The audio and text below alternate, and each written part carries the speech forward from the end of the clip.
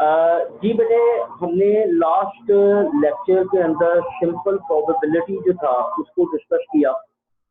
उस simple probability के अंदर सबसे पहले हमने सिंपल इवेंट्स की प्रोबेबिलिटी की बात की, फिर हमने उनके अंदर हम चले गए लॉज ऑफ प्रोबेबिलिटी के अंदर, जिसमें हमने एडिशन लॉ, मल्टीप्लिकेशन लॉज को डिस्कस किया। फिर हमने कंडीशनल प्रोबेबिलिटी को डिस्कस किया कि आपके पास एक सैंपल स्पेस जो थी वो गिवन होती थी, या कोई भी एक स्टेटमेंट थी, अकॉर्डिंग टू दैट स्टेटमेंट आप जो भी रिक्वायर्ड प्रोबेबिलिटी थी उसको आप फाइंड आउट करते थे by using a simple way, favourable cases divided by total cases.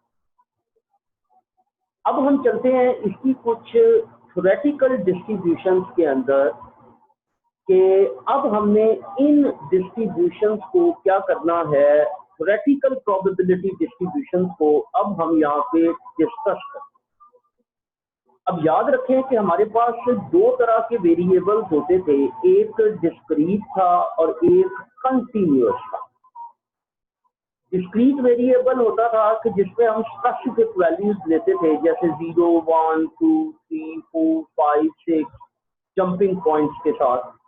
जबकि जो कंटिन्यूअस होता था वो इंटरवल की फॉर्म में होता था, वो इंटरवल की शेप में होता था। तो आपके पास आप जैसे आप लिखते थे कि x लाइज बिटवीन 0 and 1, या x lies between -infinity to infinity, each and every possible value of a given interval। अब याद रखिए कि अकॉर्डिंग टू दीज वेरिएबल्स आपकी जो डिस्ट्रीब्यूशन है इसको भी उसने दो हिस्सों में, दो पार्ट्स के अंदर उसने क्या किया, डिवाइड किया। एक आपकी डिस्क्रीट डिस्ट्रीब्यूशन है और दूसरा आपका है कंटिन्यूअस डिस्ट्रीब्यूशन। अब discrete distribution like binomial distribution, like Bernoulli distribution, Poisson distribution, hypergeometric distribution, जिसमें आपका जो वेरिएबल है x जो होगा वो आपका in the shape of whole numbers होगा, वो in the shape of jumping points होगा, कि 0, 1, 2, 3, 4, 5, कि इसके अंदर किसी किस्म की कोई भी फ्रैक्शनल वैल्यू जो है वो इसके अंदर एग्जिस्ट नहीं। क्लियर हो गया? अब हम इसके अंदर सबसे पहले जो हमारी डिस्ट्रीब्यूशन है जिसको हम डिस्कस करेंगे वो आपके पास है बेटा बाइनोमियल डिस्ट्रीब्यूशन। सबसे पहले आपके पास जो डिस्ट्रीब्यूशन है वो आपके पास क्या है, बाइनोमियल डिस्ट्रीब्यूशन। अब बाइनोमियल डिस्ट्रीब्यूशन को डिस्कस करने से पहले सबसे पहले मैं एक आपके साथ टर्म डिस्कस करता हूं जिसको आप नाम देते हैं बर्नौली का।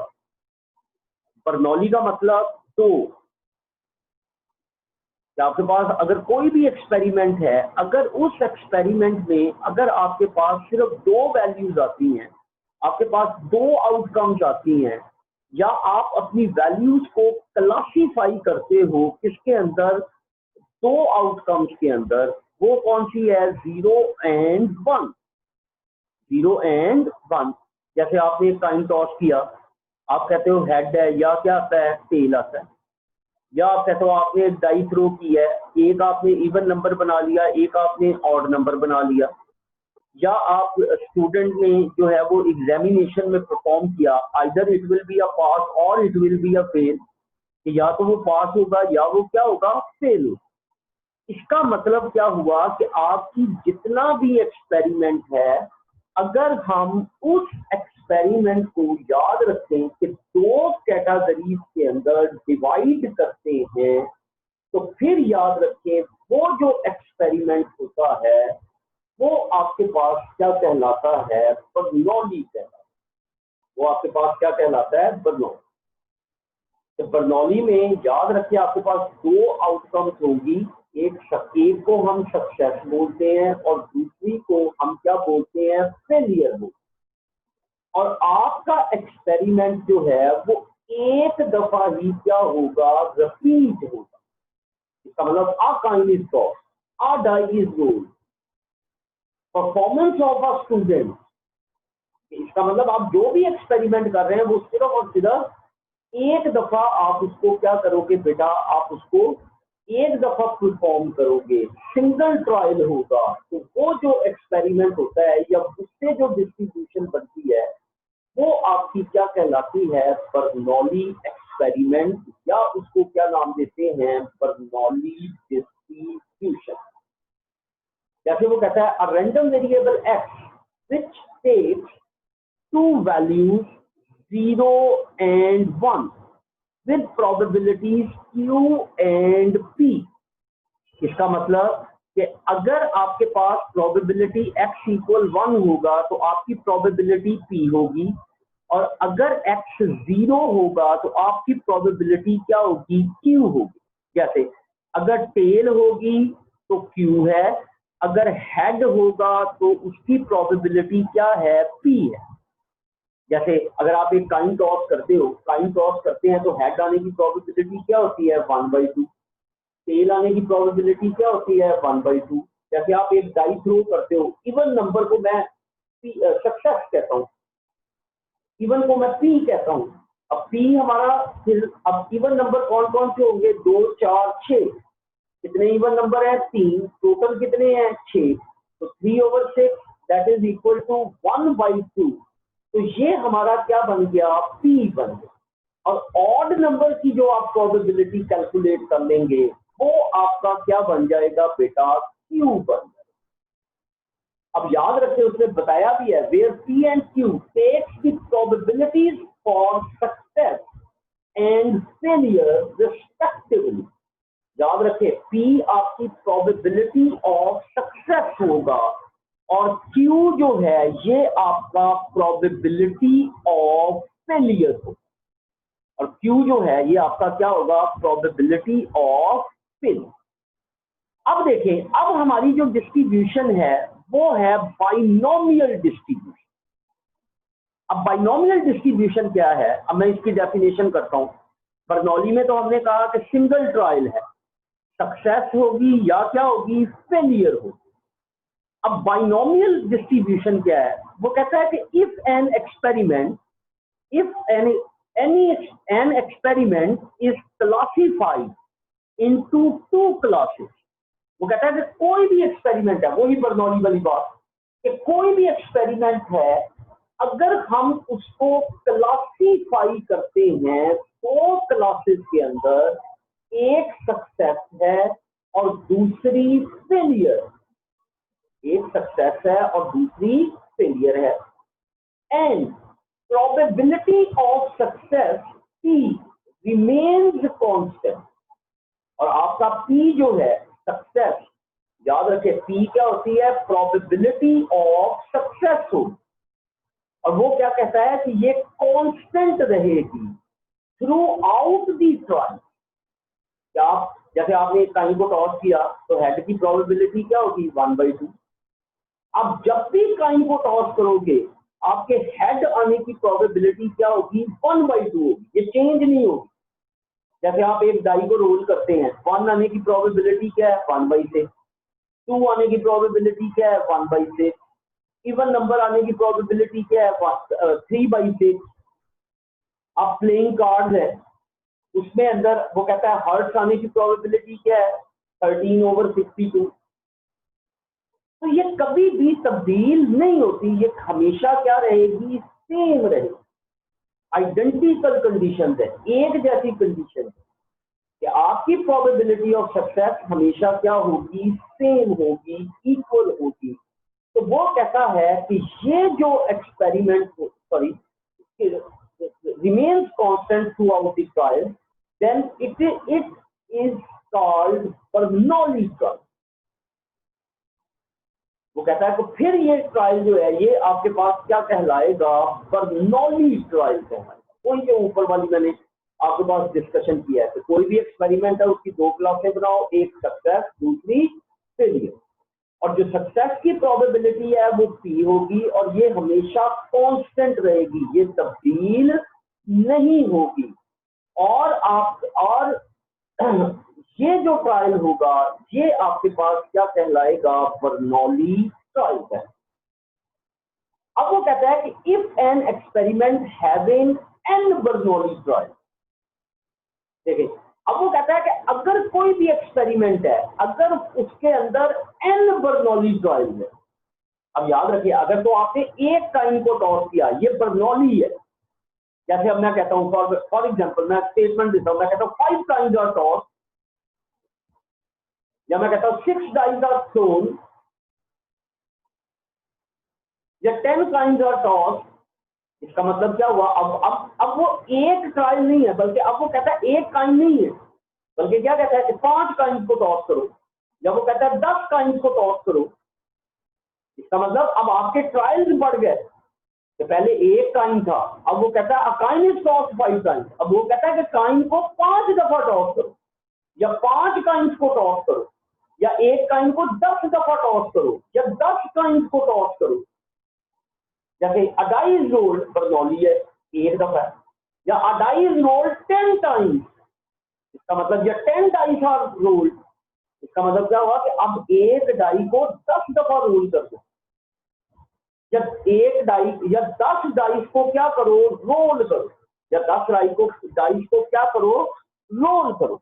तो इसका मतलब क्या हुआ कि अगर आपके एक्सपेरिमेंट्स रिपीट होते हैं बेटे, याद रखें लार्ज नंबर ऑफ टाइम्स, तो फिर याद रखें वो एक्सपेरिमेंट आपके पास क्या कहलाता है, बाइनोमियल एक्सपेरिमेंट है। वो एक्सपेरिमेंट क्या कहलाता है, बाइनोमियल। क्लियर? मैं दोबारा इसको थोड़ा सा दोबारा बता देता हूं कि बर्नौली क्या है और बाइनोमियल क्या है। वो कहता है सबसे पहले उसने कहा कि आपके पास कोई भी एक एक्सपेरिमेंट है, अगर आप उस एक्सपेरिमेंट को 2 कैटेगरीज के अंदर डिवाइड करते, एक आपकी सक्सेस होगी दूसरी आपकी फेलियर होगी। जैसे आपने एक काइन को टॉस किया हेड और टेल, आपने एक डाई को रोल किया, आपने इवन नंबर और दूसरा क्या ले लिया, ऑड नंबर।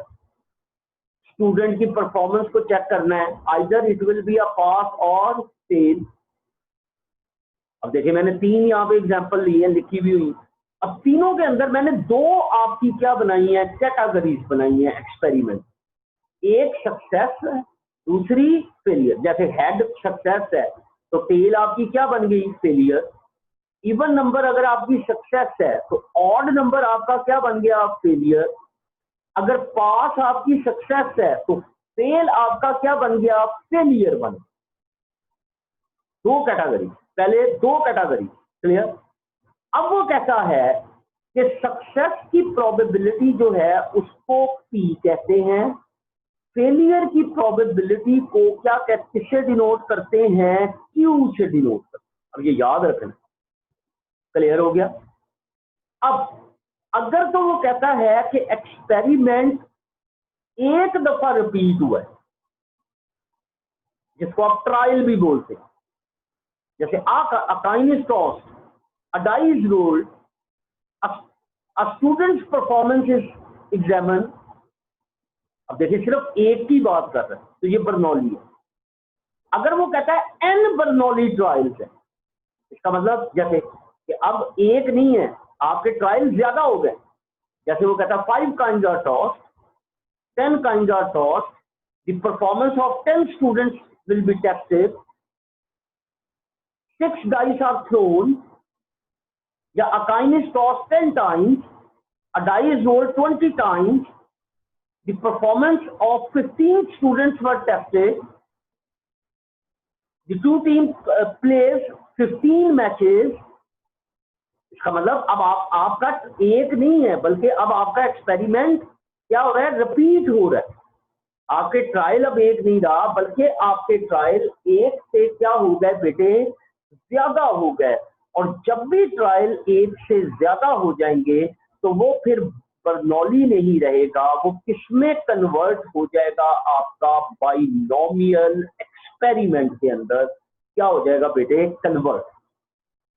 अब वो कहता है a random variable x is set to follow binomial distribution if its probability mass function is given by, इसको आप मास फंक्शन भी बोलते हैं या प्रोबेबिलिटी डिस्ट्रीब्यूशन फंक्शन भी बोलते हैं कि एक्स आपका एक रैंडम वेरिएबल है जो बाइनोमियल डिस्ट्रीब्यूशन को वो फॉलो कर रहा है, और इस वेरिएबल की डिफरेंट प्रोबेबिलिटीज को फाइंड करने के लिए आप जो प्रोबेबिलिटी फॉर्मूला यूज करते हैं, जो प्रोबेबिलिटी डिस्ट्रीब्यूशन फंक्शन यूज करते हैं, जो प्रोबेबिलिटी मास फंक्शन यूज करते हैं, वो किसके इक्वल है कि probability x equal x, that is equal to NCx p की पावर x q की पावर n माइनस x, जबकि x किसके इक्वल होगा 0 1 2 सो ऑन n, n आपका नंबर ऑफ ट्रायल्स। क्लियर हो गया बेटे? और अगर ये नहीं है कि इस x की इन वैल्यूज के अलावा अगर कोई भी वैल्यू होती है, जैसे आपके पास वैल्यू आ जाती है 1, x की वैल्यू है 1/2, तो उसकी प्रोबेबिलिटी अंडरस्टूड है किसके इक्वल होगी 0 के इक्वल, उसकी प्रोबेबिलिटी किसके इक्वल होगी 0। क्लियर? अब यहां पे याद रखें आपका जो मैंने ये लिखा है यहाँ पे फंक्शन के अंदर, n आपका नंबर ऑफ ट्रायल्स कहलाए, n आपका क्या कहलाएगा? नंबर ऑफ ट्रायल्स, कि आपने एक एक्सपेरिमेंट को कितनी दफा रिपीट किया है। जैसे 5 काइन्स आर टॉस्ड, तो n आपका कितना हो गया 5, a coin is tossed 10 times, n आपका कितना हो गया 10, या 5 डाइस आर थ्रोन, n आपका कितना हो गया 5, या a die is thrown 6 times, n आपका कितना हो गया 6। The performance of 20 students were examined, n आपका कितना हो गया 20। 2 team plays 20 matches, n आपका कितना हो गया 20। कि जो भी आप एक्सपेरिमेंट कर रहे हैं वो एक्सपेरिमेंट जितने टाइम्स रिपीट होगा बेटे याद रखें वो आपका क्या कहलाएगा? n कहलाएगा। अब p आपके पास क्या है? प्रोबेबिलिटी ऑफ सक्सेस है, और Q आपके पास क्या है? Probability of failure. अब ये स्टेटमेंट में आपको बताएगा। अब याद रखें किस भी इवेंट की, किस भी कैटेगरी की आपने प्रोबेबिलिटी फाइंड करनी है, वो आपके पास क्या बन जाएगी बेटा? सक्सेस बन जाएगी। जैसे वो कहता है 5 coins are tossed, find the probability of 3 heads. अब प्रोबेबिलिटी हमने किसकी लेनी है? 3 हेड की।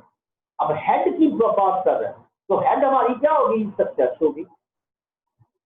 जैसे वो कहता है a die is thrown 15 times, find the probability that even number 5 times the even number appear, तो 5 दफा इवन नंबर आए।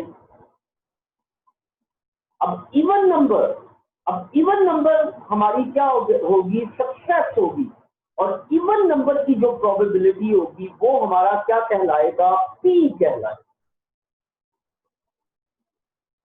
जैसे वो कहता है कि 20 स्टूडेंट्स ने एग्जाम दिया and 5 of which are fail, कि 5 जो है वो क्या हो गया? फेल हो गया। अब हमने फेल की प्रोबेबिलिटी लेनी, तो जो फेल है वो हमारी क्या होगी? सक्सेस होगी। क्लियर हो गया बेटे?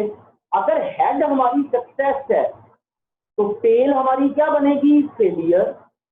अगर इवन नंबर सक्सेस है तो ऑड नंबर क्या बनेगी? फेलियर। अगर 6 सक्सेस है तो रिमेनिंग 1 to 5 हमारी क्या बनेगी? फेलियर। अगर हार्ड हमारा सक्सेस है तो रिमेनिंग कार्ड हमारे क्या बनेंगे? फेलियर। क्लियर?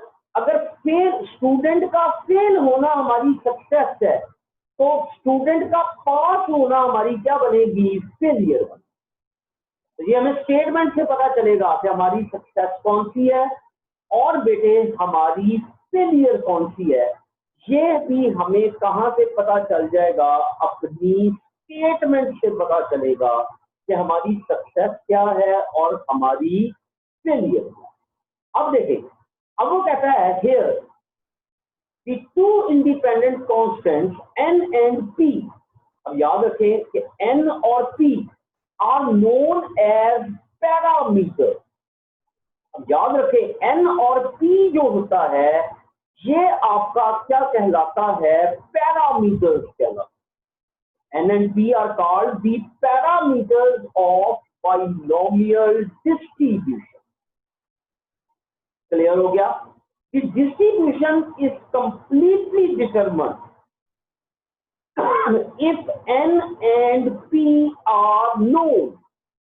अब याद रखें, आपने डिस्ट्रीब्यूशन को डिटरमिन करना है या आपने डिस्ट्रीब्यूशन की कोई भी प्रोबेबिलिटी को डिटरमिन करना है, तो फिर याद रखें आपके पास n और p की वैल्यू जो है वो आपके पास क्या होनी चाहिए, मौजूद होनी चाहिए। वो स्टेटमेंट में हमें क्या होनी चाहिए बेटा, गिवन होनी चाहिए। वो हमें स्टेटमेंट में क्या होनी चाहिए, गिवन होनी चाहिए। अगर n और p की वैल्यू हमारे पास गिवन है तो we can find out any probability of the distribution or we can completely determine the whole probability distribution। तो n और p हमारे पास स्टेटमेंट के अंदर क्या होगा, गिवन होगा। क्लियर? और q याद रखें, जिसको मैंने फेलियर कहा है, ये इसको कहीं लिख भी ले, q आपका क्या होगा, किसके इक्वल होगा, 1 माइनस p के। q equal 1 minus p। Clear हो गया बेटा? और याद रखें p प्लस q, जो कि एक्सपेरिमेंट को दो हिस्सों में डिवाइड किया है, एक p है दूसरा q है। अगर इन दोनों को जमा करें तो ये किसके इक्वल होता है, 1 के इक्वल होता है। p plus q equal 1। तो अगर p हमारे पास मौजूद है तो फिर q की वैल्यू किसके इक्वल होगी, 1 माइनस p के इक्वल, 1 माइनस p के इक्वल। और x आपका रेफर करता है नंबर ऑफ सक्सेसेस को, कि आपने कितनी सक्सेसेस फाइंड कर ली। जैसे मैंने कहा 3 हेड अपीयर्स या 5 6 appears, 5 students fail, probability find करो 3 हेड आए, प्रोबेबिलिटी फाइंड करो 5 दफा 6 आया, प्रोबेबिलिटी फाइंड करो कि 3 स्टूडेंट फेल हो गए। इसका मतलब अब हमारी सक्सेसेस कितनी होगी, 3, दूसरे में 5, तीसरे में 3। तो जो भी आपकी प्रोबेबिलिटी, आपने जितनी भी सक्सेसेस की प्रोबेबिलिटी फाइंड आउट करनी है, वो आपका क्या बनेगा बेटा, x बनेगा। वो आपका क्या बनेगा, x बनेगा। क्लियर हो गया बेटे यहां तक? जी। अब देखें, अब वो कहता है कि इसकी बाइनोमियल डिस्ट्रीब्यूशन की कुछ कंडीशंस भी हैं, या इसको आप प्रॉपर्टीज का नाम भी दे सकते। पहला क्या है कि number of trials n is finite. Finite का मतलब डिफाइन होने चाहिए, इनफाइनाइट नहीं होना चाहिए। जैसे 5 है, 10 है, 15 है, 20 है, बड़े नहीं होने चाहिए, लार्ज नहीं होना चाहिए, इंफिनिटी नहीं होना चाहिए। The trials are independent of each other। और आपके ट्रायल्स क्या होने चाहिए, इंडिपेंडेंट। इंडिपेंडेंट की डेफिनेशन बताइए मैंने, कि एक ही अकरेंस दूसरे पे इफेक्ट नहीं करती। अगर पहली दफा हेड आया है तो दूसरी दफा भी हेड आ सकता है, पहली दफा टेल आया है तो दूसरी दफा भी टेल आ सकता है। ठीक है? तो आपके ट्रायल क्या होने चाहिए, इंडिपेंडेंट होने चाहिए। The probability of success P is constant for each trial। The probability of success आपके क्या होनी चाहिए, constant होनी चाहिए। probability of success क्या होनी चाहिए, constant होनी चाहिए। और ये हर ट्रायल के लिए मैंने आपको बताया था constant होगी, कि जब भी आप टाइम को टॉस करते हैं तो हेड की प्रोबेबिलिटी 1/2 रहती है, ये कभी भी तब्दील नहीं होती, ये हमेशा कांस्टेंट है। Each trial must result in a success और अ फेलियर। कि हर ट्रायल आपका जो रिजल्ट होगा वो सक्सेस होगी या क्या होगी, फेलियर होगी। या सक्सेस में होगा या किसमें होगा, तो दो ही कैटेगरीज बनेंगी, या सक्सेस होगी या फेलियर होगी। क्लियर हो गया बेटे? तो ये आपके 4 कंडीशन।